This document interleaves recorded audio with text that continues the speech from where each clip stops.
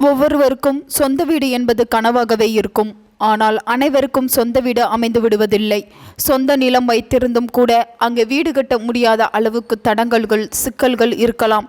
இதற்கு எளிய பரிகாரங்கள் நமக்கு கை கொடுக்கின்றன. இந்த பரிகாரங்களை நம்பிக்கையுடன் செய்து வரும்போது அதன் பலனை காண முடியும்.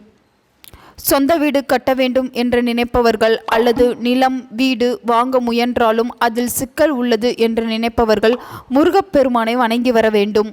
ஏனென்றால் நவக்கிரகங்களில் செவ்வாய் கிரகத்துக்கு பூமிகாரகன் என்பார்கள். செவ்வாயினுடைய அதிதேவதை முருகன் என்பதால் சொந்த வீடு மனை உள்ளிட்டவைகளை முருகனிடம் முறையிடலாம். அகல்விளக்கு பரிகாரம்.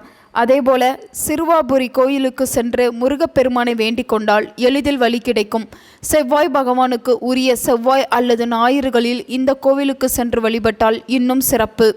வீட்டின் பூஜை அறையிலேயே முருகர் படத்திற்கு முன்பு ஒரு அகலில் நெய் விளக்கு ஏற்றி வைத்து முருகப்பெருமானை வணங்கி வரலாம்.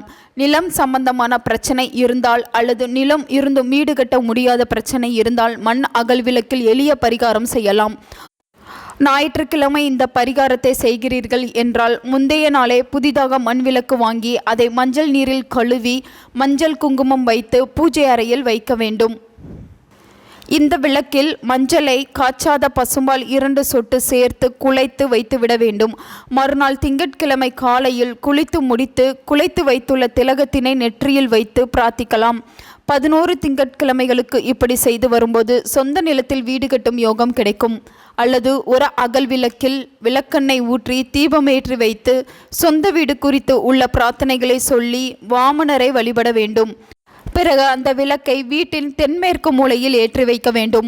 மாதந்தோறும் வரும் திருவோண நட்சத்திரத்தன்று இந்த விளக்கை ஏற்றினால் இன்னும் சிறப்பு. அதேபோல உங்களது நிலத்தின் நல்ல விலைக்கு விற்க வேண்டுமானால் செவ்வாய்க்கிழமைகளில் எரிய பரிகாரம் ஒன்று செய்யலாம். விற்கப்பட உள்ள நிலத்திலிருந்து ஒரு கைப்பிடி மண்ணை ஒரு மஞ்சள் துணியில் வைத்து ₹1 நாணயங்கள் 6 வைத்து முடிச்சு போல கட்டி பூஜை அறையில் உள்ள முருகர் படத்திற்கு முன்பாக வைத்து விட வேண்டும்.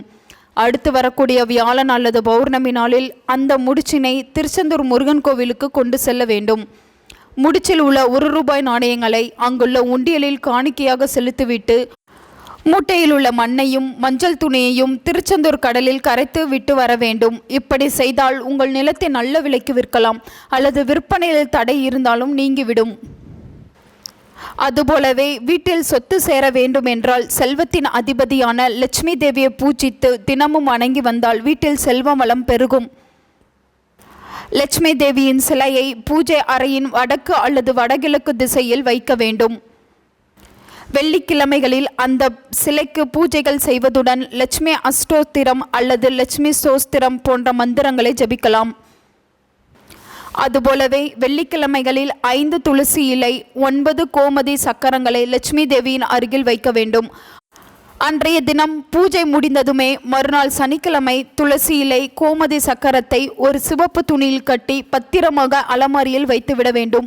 இதனால் வீட்டில் செல்வம் சேர்ந்து சொத்துக்கள் வாங்கவும் வழிவகுக்கும். வீட்டில் நெல்லி மரம் இருந்தால் லட்சுமி கடாசம் பெருகும் என்பார்கள். விஷ்ணுவின் அம்சமாக நெல்லி மரம் திகழ்வதால் நெல்லி மரத்தில் மகாலட்சுமி வாசம் செய்கிறாள். நெல்லிக்கனிக்கு கரிபலம் என்ற பெயரும் உண்டு. நெல்லிமரம் இருக்கும் வீட்டில் தெய்வீக அருள் நிறைந்திருக்கும். எவ்வித தீய சக்திகளும் அணுக முடியாது. சொத்து வளமும் பொருள் வளமும் செல்வ வளமும் மென்மேலும் பெருகும். லட்சுமி தேவிக்கு நெய் தீபம் ஏற்றுவதுடன் தாமரை மலர்கள் தேங்காய் வைத்து அர்ச்சனை செய்யலாம். இனிப்பு பொருட்கள் மீது மிகுந்த பிரியத்துடன் வாசம் கொண்டிருக்கும் லட்சுமி தேவிக்கு கல்கண்டு உள்ளிட்ட இனிப்பு பொருட்கள் படைக்கலாம். அதேபோல வெள்ளிக்கிணத்தில் நாணயங்கள் வீட்டில் வைத்திருந்தால் செல்வம் செழிக்கும் என்பார்கள். உங்கள் நண்பர்களுக்கும் உங்கள் உறவினர்களுக்கும் இந்த வீடியோவை ஷேர் பண்ணுங்கள். அவங்களும் இதை பற்றி தெரிஞ்சுக்கிடட்டும்.